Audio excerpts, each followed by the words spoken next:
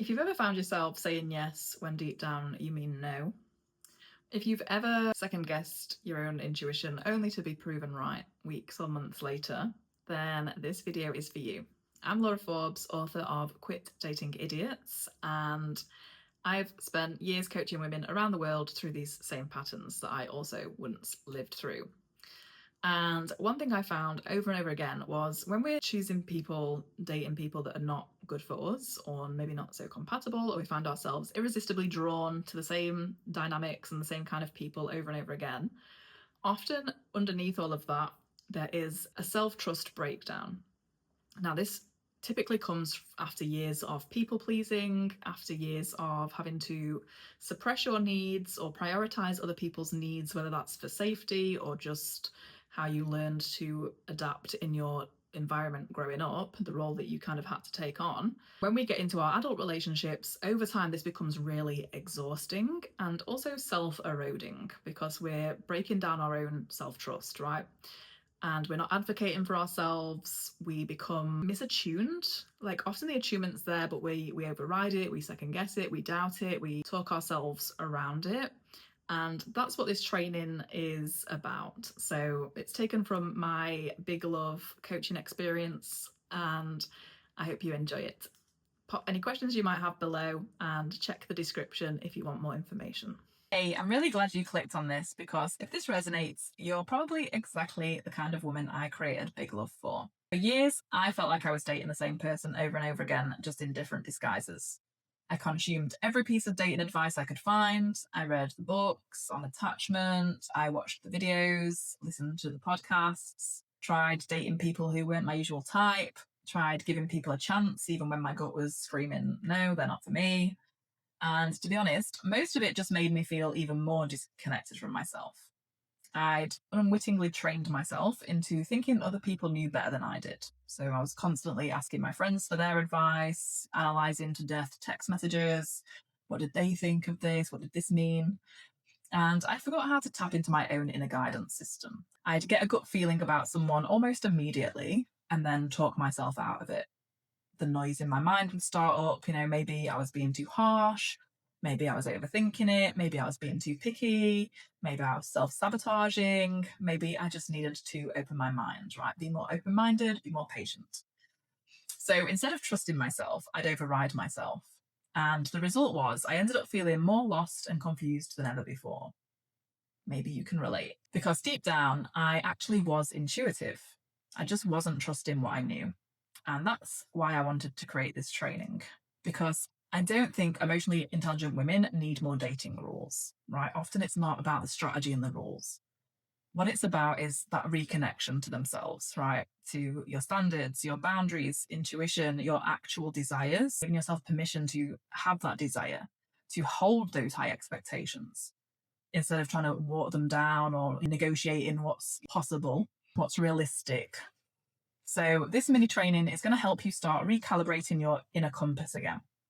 You're not bad at choosing and your intuition isn't broken or faulty. Most of the women I work with are incredibly intuitive. The problem is they've spent years overriding themselves, years of second guessing their gut, maybe in the name of hope, right? Talking themselves out of what they already knew, and years of trying to follow dating advice that never actually fit them. So this training isn't about becoming intuitive. It's about recalibrating the compass you already have so that you can confidently follow your body's lead and listen to its signals. So your inner compass, what do I mean when I say that? So your inner compass is your gut, right? And it's made up of your intuition, your standards, your boundaries, your values, and the vision you have for your life. And when those things are aligned, your body will give you signals, right? Almost like a game of hot or cold, if you ever played that.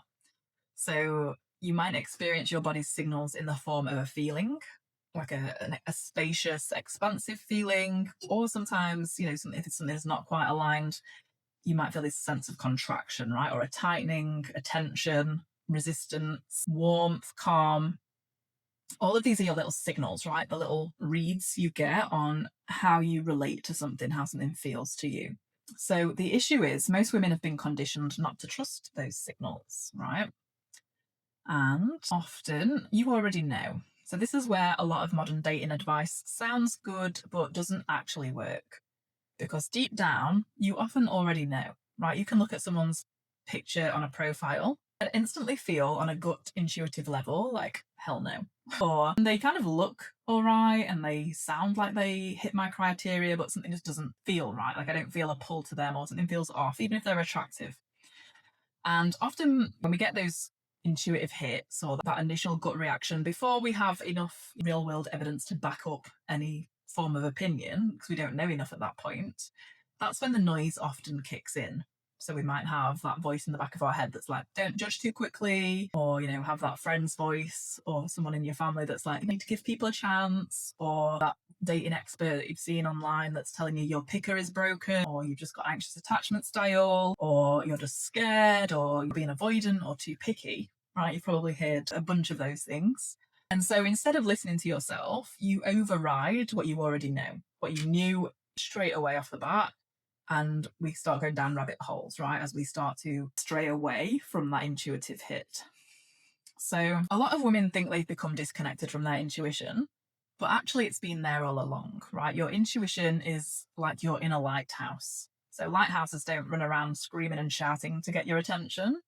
They just stand there quietly, steadily, and send out their signals, right? Your body's language speaks in, and you'll know this, right? Your fuck yes. You know what your fuck yes feels like. You know what your fuck no feels like. And you know what your, he's nice enough, I should give it a try, or that'll do, I suppose, right? You know what those things feel like. And sometimes, you might not feel any of those. It might just be a neutral thing. But you often know. Think of your favourite food, right? When you see your absolute favourite thing in your favourite restaurant, that's a full body fuck yes, right? Or like the food that you hate is like, oh, absolutely not for me.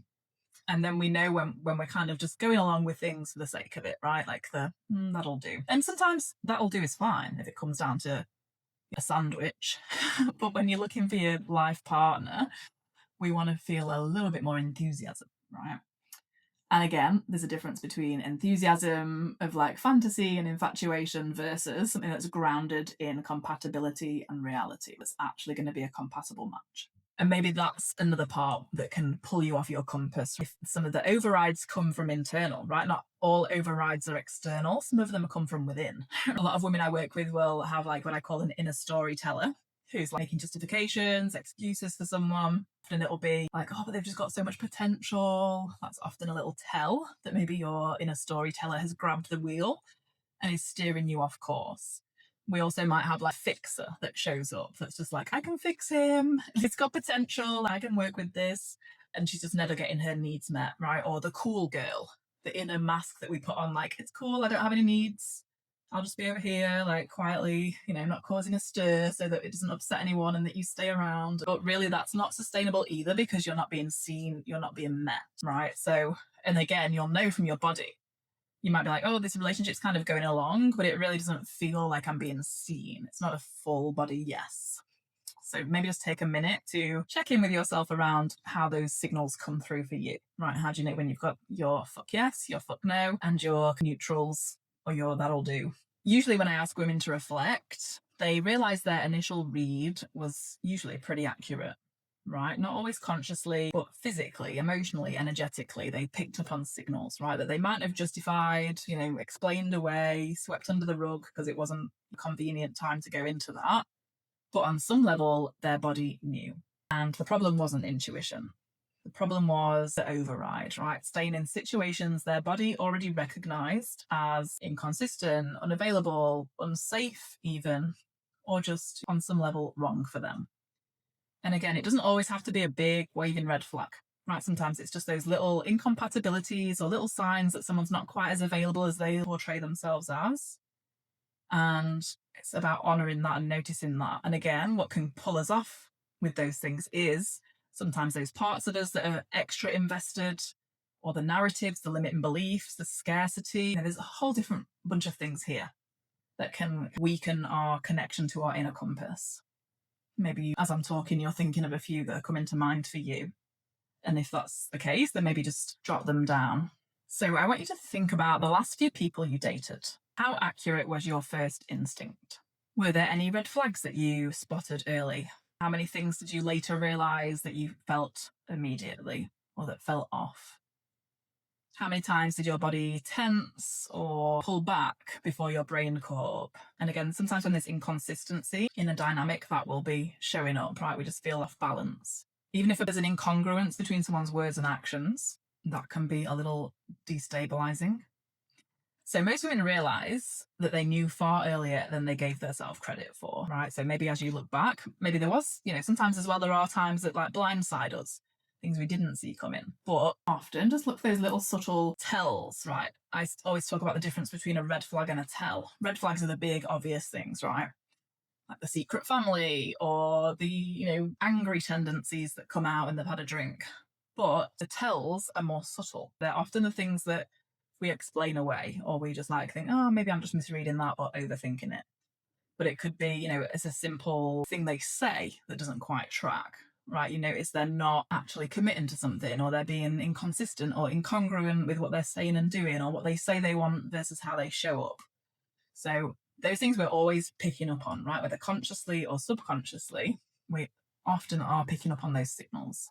So if you're watching this, you're probably no stranger to self-work. Maybe you've thought you've recalibrated your inner compass before and taken a break from dating, or read the latest book that came out on attachment or dating and thought, this time I'm going back stronger, going back idiot proof.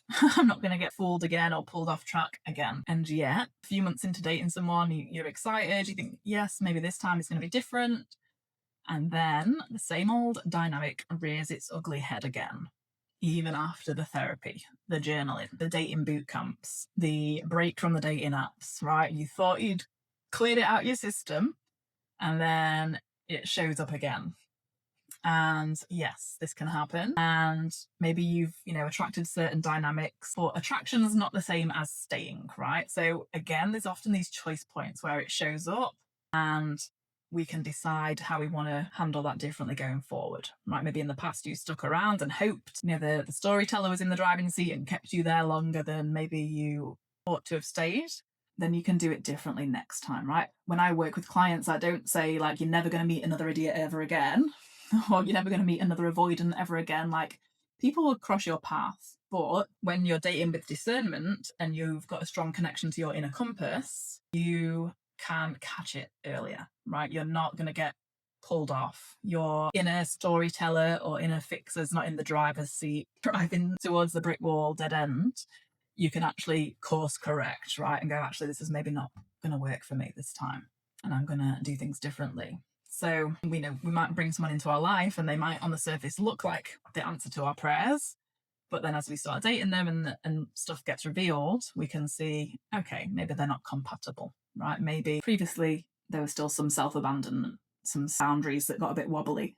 Often some of my clients, when they come to me, will say, I notice when I like someone, I start negotiating my non-negotiables, right? You've got your set of criteria and standards that you want, but then someone comes along and you start maybe I can live without this, or maybe, I can work with that. So again, like we've said before, the fear, the hope, the loneliness can all be things that override our own signals. And that's why this work isn't just about affirmations and visualizations. It's about recalibration so that you can notice when you stray off course, right? Recalibration that you feel if and when you do veer off course, it pulls you back. And again, with the work inside of Big Love, that's what we do, right? We are working on that feeling, because once you're in alignment and you've got your standards and your boundaries and you've kind of worked with your parts so you can tell when they're jumping in and taking control, you can work with them and make sure that you're coming from a place of secure groundedness, right? And making those decisions and not negotiating your non-negotiables. And if and when something does feel off, those signals come through, right? This feels cold, or that constriction, or that sinking feeling in your gut. You no longer override it because you know what that costs you, right? You know what it costs you, and you know it doesn't ever work out in the end anyway. So you stop going down those little detours and you stay on course for what you actually want. The relationship that can meet you. So just a little check-in, because this doesn't just show up in dating, right? It shows up everywhere. So I love that little meme, DW from Hey Arnold. Where are you overriding yourself right now? Where in your life? And again, maybe it's in dating, maybe it's in work, maybe it's in friendships. Where are you overriding yourself right now? Like overriding your own boundaries, right? Saying yes when you really want to say no. So maybe you know you don't want to go on that second date with someone. Maybe you know you're forcing something. Maybe you know you're exhausted and you need a weekend off. Maybe you know you need to stick to your boundaries this time. Maybe you know you've been shrinking yourself or minimizing your needs into something more manageable. Your body is usually communicating before our brain catches up, right? So, where might you have been overriding yourself? And the first step is to just notice that, because when we start to change things and recalibrate, sometimes there can be some resistance, especially if we've had like coping mechanisms. So, like if you've been a lifelong people pleaser and we're like, right, no more people pleasing, you're going to have your boundaries, you're going to say no. Well, of course, that's not going to feel great. That's not going to feel like a fuck yes, right? Setting boundaries often isn't a fuck yes adventure. It's a, oh, fuck my life. I need to do this, right? So you can do it. And the more you do it, that's the recalibration, right? Those things, working through that discomfort, saying yes when you mean yes, saying no when you mean no, saying I would love to, but right now I need some time out. These are all things that help you recalibrate your own inner compass, right? It's not necessarily an overnight reset. It's a decision first and foremost, and then it's that recalibration over time, right? To bring yourself back to yourself, to reconnect in with what you already know, what you already feel, and to honor your boundaries, your desires, your standards. So just notice where you might be overriding yourself, and you want to go a little bit extra for extra bonus points, then take some action, right? And see how that feels, see what comes up. So here's a tiny little challenge for you, something I call the salt and pepper challenge with my clients. And this basically became a thing because years ago when I was on my own journey of learning to recalibrate my inner compass after years of going off course and neglecting it, I realized I had a lot of resistance around this. So one particular day I was in a cafe, I'd ordered brunch and I was like there with my laptop and I noticed there was no salt and pepper on my table. But I ordered eggs Benedict and I really wanted salt and pepper. And I thought like, oh, I can just get up and get it right myself. And I caught myself because I was like, no, like I'm in an era in my life at that time where I wanted to be more expressive. I wanted to know my needs, right? I'd already caught that in a different environment and I was actively working on it. So I noticed, oh, here's an opportunity to ask for what I need and to be open to receive it. Because my initial thoughts when I see no salt and pepper is like, I'll get it myself. And then when I think no, like ask the wait staff for it. And then I get the pushback, right, from my mind, which was like, well, they're busy. You can just get it yourself. They're busy, you just get it yourself. And I was like, oh, okay. And then I was like, well, if I just get it from a different table, then if someone comes and sits on that table, I'm paying my problem forward, right? They're going to have no salt and pepper. So you might be thinking, Laura, this is ridiculous. What are you talking about?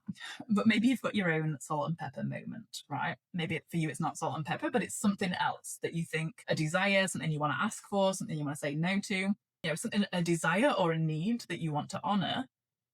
But notice your own stories, right? Notice where you're making assumptions. Notice where you're talking yourself out of something. Notice where, what's the default way you do things? Because that's how we create change, right? We interrupt those default autopilot patterns, get back into alignment with what we want. So for me at that time in my life, it was to be more back in alignment and recalibrate with speaking what I need, being okay with having needs and allowing myself to receive, right? Without being the person that's always like doing, right? There's definitely some inner storyteller in me, some fixer and some cool girl, right? This was like my rehab for those. So think about yours, like think about, what are your preferences and honor them, even if they're small, seemingly insignificant, the tiny ones, the everyday ones, right? Notice what they are. What food do you want? Which restaurant do you want to go to? Like actually have a preference. And even if you don't have a preference, just pick one and stick to it and be like, that's what I chose, right? And it's going to be okay, right? What temperature feels good to you? What do you actually feel like wearing? I once worked with a client who was like, when her family sat down to watch a movie and they were like, what do you want to watch? She was like, oh, I don't know. Even if she did, even if there was something she wanted to watch, she would say, I don't know.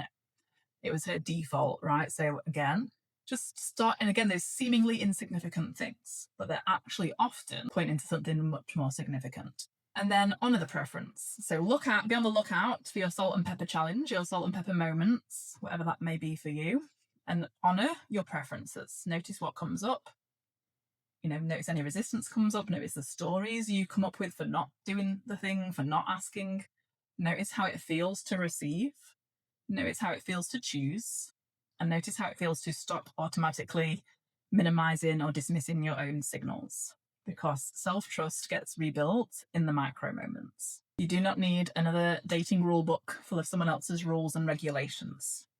Sure, some of those can be useful as a stopgap, but what's really valuable is giving yourself permission to rewrite your own rules, right? Rewrite your own rule book, or write it for the first time if you've never been in a position where you've, lived in that sense of living life on your own terms.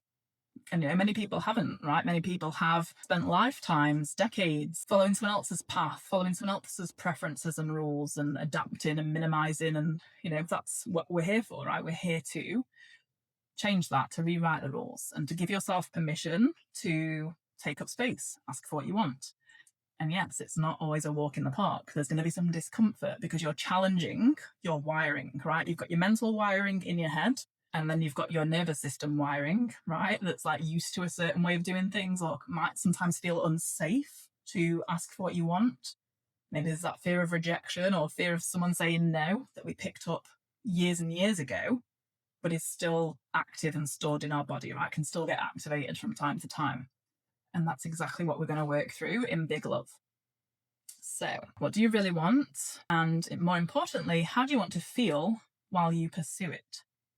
You do not need to become less sensitive, less discerning, less intuitive. You need to reconnect to yourself, because once your compass recalibrates, discernment becomes easier, boundaries becomes clearer and easier, and confusing people stop being an attractive option to you. They're just, sure, they might be physically attractive, but that person doesn't have the depth to meet me, doesn't have the minerals to create a fulfilling, enriching life together. And that just becomes, unattractive to you, right? What becomes attractive are the people who, and I'm not saying sometimes people are like, the chemistry that I've chased all my life and I don't want to, not have chemistry. A lot of my clients that go on to meet amazing partners, they have chemistry, they have attraction. They're not mutually exclusive things, right? You can have both. You can have attraction and someone who is consistent. And you can have chemistry and calm. The right kind of chemistry, not the chemistry that's born of just unavailability and vibes and mystery. That's not really mystery, it's just your amazing imagination. So you don't need another rule book. You need to reconnect to your own inner guidance and work on that recalibration on your compass, right? We've given you some pointers already here. So your invitation, the work we do inside of Big Love goes deeper than this, right? But essentially, it's all about coming back to yourself.